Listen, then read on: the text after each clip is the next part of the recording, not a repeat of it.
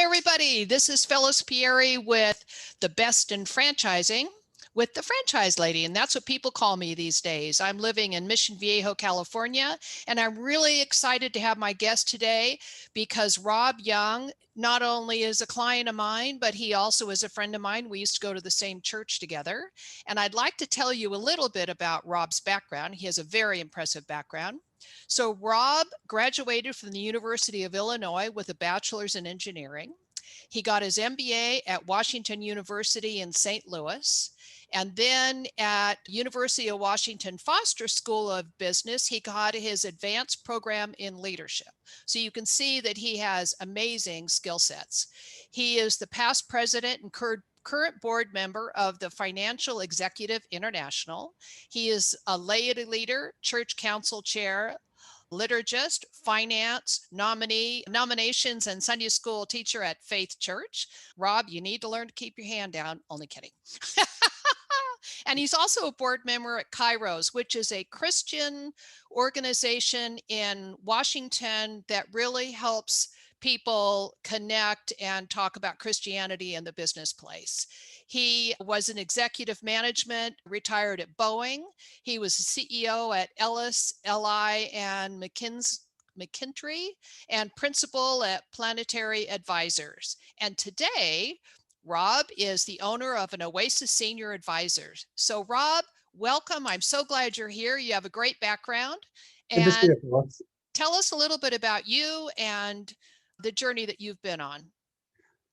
Thanks for that kind introduction. It was all those things you said was something that my father would have been proud of and my mother would have believed.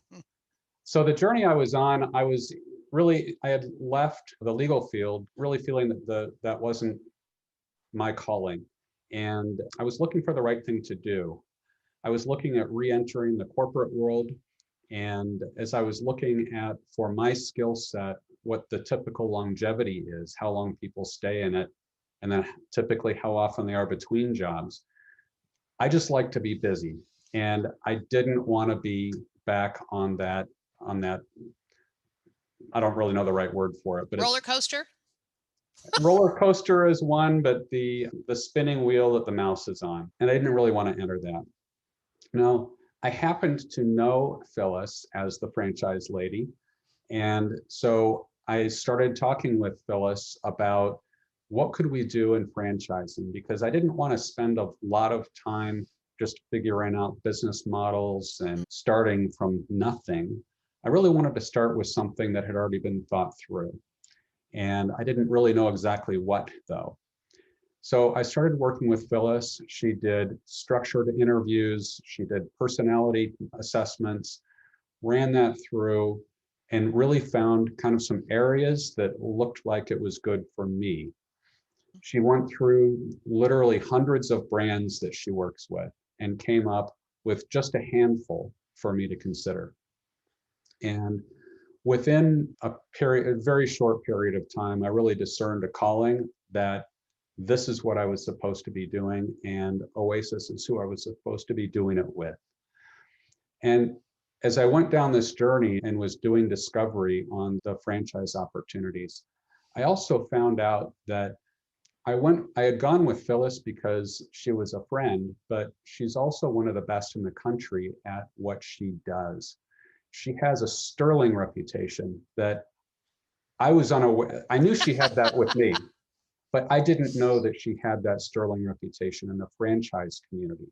Yeah. And you build that reputation, Phyllis, by finding very good fit. When you have when you bring a franchisee to a franchisor, they already know that the person's a good fit. They have the resources to do that particular franchise. They have the heart for it. They're already aligned with that organization. Yeah. So I think that's one of the things that's so powerful about what I get to do, because it's really about understanding exactly who you are as a person, but also understanding what the franchisor is really looking for. And when it came to you, Rob, I knew you had a wonderful heart, and you had a heart for people and a heart for giving. And I was so thrilled that you chose Oasis, because I really felt that it fit you in such a way that you will be able to be giving back, which is your DNA. It's what you do anyway. And so now you're really doing it to help people in a very special way. Yeah. Yeah. And I've just brought on a new team member in the last couple of weeks. And so with working through the Oasis system is allowing her also, she's missionally aligned.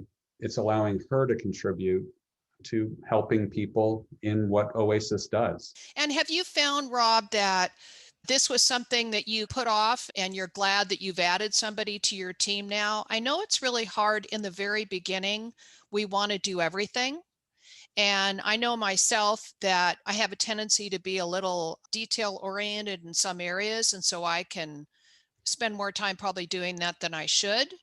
And don't you also think that it's important to make sure what your strengths are? And so you really focus on those and then fill in with, if you find that there's things that you thought you could do, but yeah, it's not really the thing you love to do. And I really want you. We talked about this a lot, right? I wanted you to be doing the things you love. Yeah, I wish I had brought people on sooner. And Mm-hmm. I think part of it is striving for perfection. I wanted to get Mm-hmm. things perfect. Mm-hmm. And I wanted to set the standard in all that we do and then bring people in at that standard. And as I reflect back on it, I agree. I waited way too long and would have done much better to have brought someone on sooner. And there were some things that I was delegating out, outsourcing some functions, back office support functions. Mm-hmm. But this was in a client facing role. And I really wish I had brought someone on earlier in client facing. You know what? But I will tell you that all of the hard work you've done is really paid off because, like, I know my brands really well. You know your inventory really well. And you've spent hours going out and talking to owners and visiting all the group homes. I remember one day we were having coffee and you were talking about, oh my God, there are so many group homes out there. How do you possibly go out and see them all? Which literally it's impossible. However, you did such a great job in doing that. And as it turned out, who would have known, but I would be calling you because I needed your services. And right when the pandemic hit, talk about a tough time. And I was so grateful you were in this business. Thank you. Yeah, in the greater Seattle area, there are almost 2,000 residential care homes licensed by the Mm, state. And just that number alone is daunting. overwhelming. Yeah. And trying to assess quality and availability. Most of these Hmm. places don't have a sign out in front. They don't have a website. They're just in neighborhoods. Yeah. And they blend in. Yeah, in your particular case, it was compounded by having the COVID crisis that was just starting to Hmm. unfold. And at that point in time, people in your situation needing to find a place for a loved one weren't even able to tour before making a Hmm. decision. Since then, we've learned a lot more about the disease and we've figured out how we can safely do tours. But back then, that wasn't the case. And you had No. a need that was urgent, Mm, needed to be addressed right now. yeah. And so it was because we had already been in every home that we talked about, you had the confidence that Yes. my eyes were acting as your eyes. And it was also ironic. Never in my wildest dreams did I think I would need to use your services. But yet, when it happened, I was so happy because I knew that I could trust you and that you had a service that would serve my friend well. And as it turned out, she's very happy. She loves it. She's let go of everything, and the people there are her new family.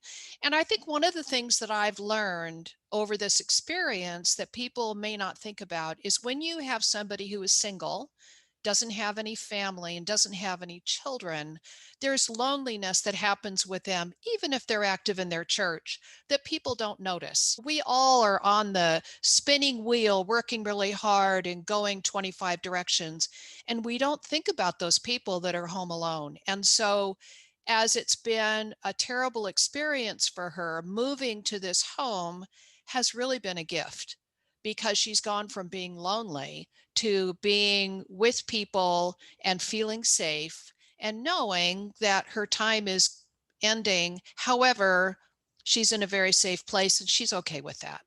Yeah. I think having a big God helped her too. A lot of people don't really appreciate what social isolation does. It's not just an emotional or cognitive function, but social isolation has the physical impact. We are social beings. We were Hmm. created to be social. And when we're Hmm. socially isolated, it is like smoking 13 cigarettes a day, every day. Wow.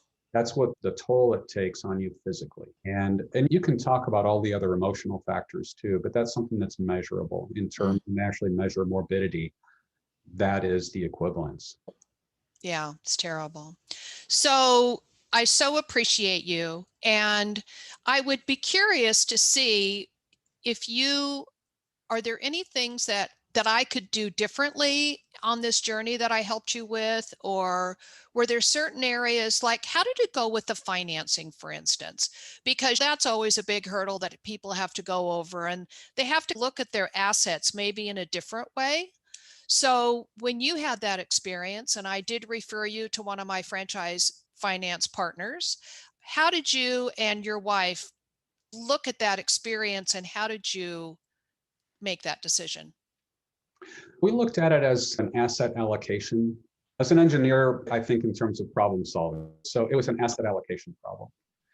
And we had assets sitting in IRA accounts.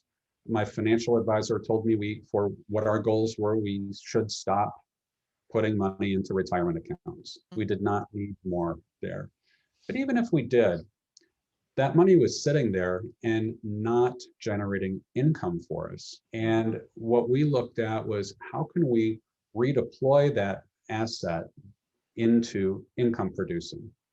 So thankfully, you sent me to the best expert in this particular kind of financing in the country. And it's called Rollover Business Startup, ROBS. And it allows you to take IRA money or 401k money and redeploy it so that you can pay your franchise fees, you can invest in marketing, you can invest in equipment and employees. Now you can't pay yourself with that because that would be taking IRA money and converting the money directly into income. If you can invest that IRA money in the business, and then as the business generates revenue, then you can pay yourself. Very straightforward. The rules are there are a lot of rules, but they're easy to stay on the right side of. And thanks to your referral to the best expert in the country, it was very easy for me to do that. And I Great. have a lot of confidence that I'm doing it in a compliant way that won't jeopardize the favorable tax treatment that we got. Of course, absolutely. All right.